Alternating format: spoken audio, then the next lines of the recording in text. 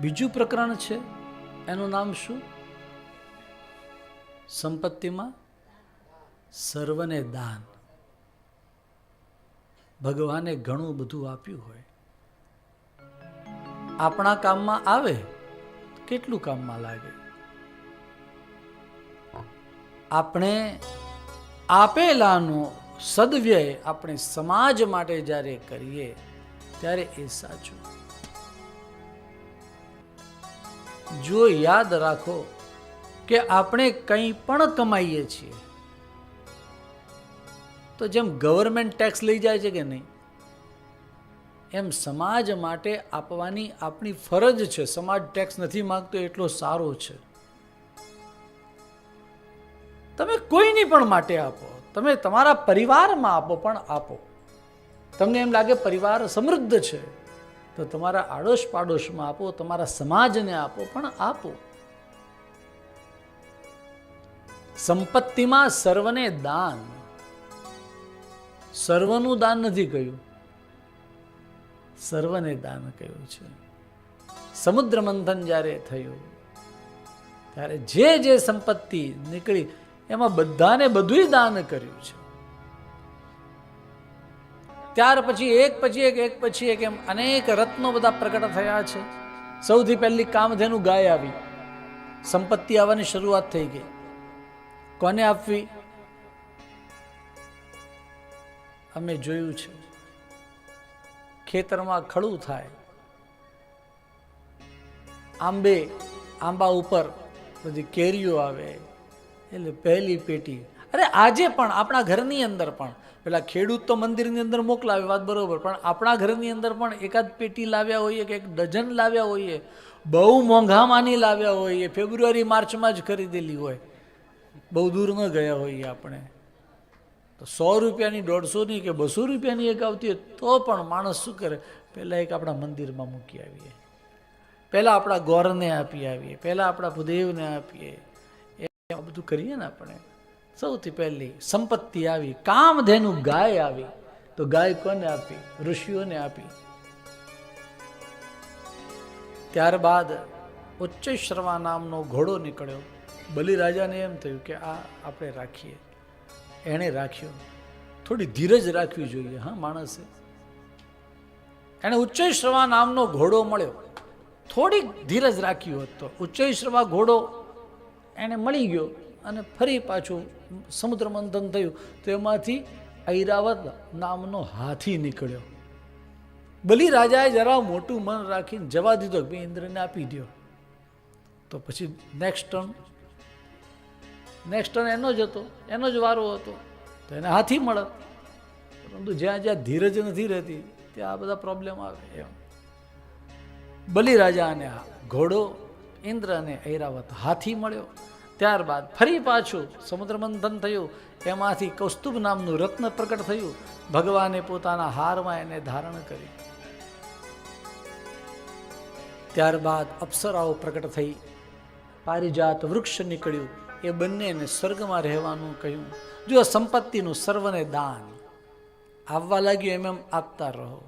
અમારા પિતાજી અમને સમજાવે, કબીરનો દોહો અમને કહેતા અને કે સંપત્તિ આવવાની શરૂઆત થાય એટલે સમજી લેવાનું કે આપણી નાવમાં કાણું પડ્યું છે. એટલે ઉલેચતું રહેવું, નહીં તો નાવ ડૂબી જશે. ઉલેચતા રહેવાનું. એને સાક્ષાત શ્રી રમા ભગવતપરા ભગવતી શ્રી લક્ષ્મીજીનું પ્રાગટ્ય થયું. લક્ષ્મીજી તો કોને ન જોઈતા, બધા તૈયાર થઈ ગયા, મને મળે, મને મળે, મને મળે. પણ લક્ષ્મીજી કહે કે તમે કહો એમ ન ચાલે ને, મારી શું ઈચ્છા છે મને તો પૂછો. એકને જોયો, શાંતાકારમ, એકદમ શાંત છે. ખાલી બહેનોએ લગ્ન કરેલા હોય એમણે જવાબ આપવાનો, પતિ કેવો જોઈએ.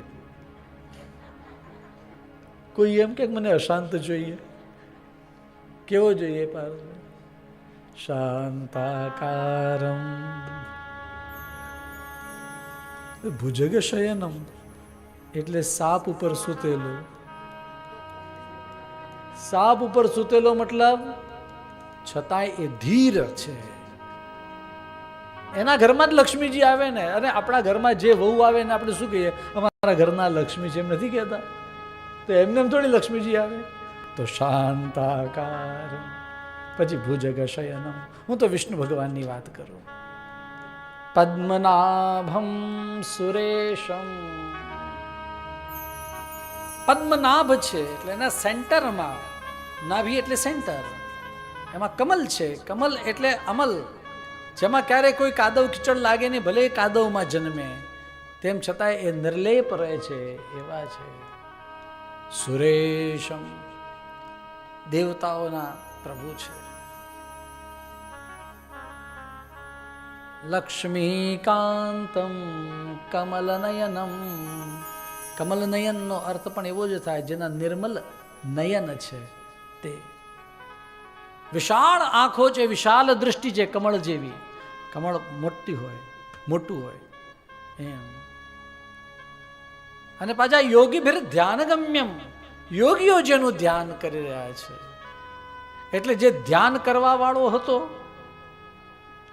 લક્ષ્મીજી એને બાજુ પર રાખ્યો. તું રહેવા દે, તું જેનું ધ્યાન કરે છે ને, હું એની પાસે જાઉં. એટલે ઋષિઓને પ્રણામ કર્યા અને ગયા વિષ્ણુ ભગવાન પાસે, અને જે વરમાળા હતી ફેરાવી દીધી. લક્ષ્મી નારાયણ દેવકી જય. ભગવાન લક્ષ્મી નારાયણ થયા છે. અને હવે ફરી પાછું સમુદ્ર મંથન શરૂ થયું. બધાને બધું આપ્યું. વારુણી મદિરા નીકળી, અને ત્યારે વારુણી મદિરા જ્યારે નીકળી છે ત્યારે અસુરોએ એને ઝૂંટવીને લીધી છે કે અમને આ જોઈએ છે. બોલે તમે લઈ જાઓ, જાઓ. પણ જ્યારે ધન્વંતરી ભગવાન પ્રકટ થયા અમૃતનો કળશ લઈને, ત્યારે આમ તો બધાને વેચવાનું હોય, સંપત્તિમાં સર્વને દાન હોય, એની જગ્યાએ આ રાક્ષસો એને ઝૂંટવીને ચાલ્યા ગયા. એટલે દેવતાઓનું મોઢું પડી ગયું ને ભગવાનની સામે જોયું. ભગવાન કે હવે ચલો થોડીક વાર એ પણ જોઈ લઈએ, એની પાસે લઈ આવું. તમારે ધ્યાન રાખવું જોઈએ ને, ઘણી વાર એવું બધું થાય. એમ અહીંયા ભગવાને કહ્યું તમે ચિંતા નહીં કરો, હું લઈ આવું. અને આ લોકો જ્યાં ગયા હતા ત્યાં ભગવાન એવા સુંદર સ્વરૂપે ગયા. કેવું સ્વરૂપ લીધું? હા, મોહિનીનું એ સુંદર શ્યામ સ્વરૂપ.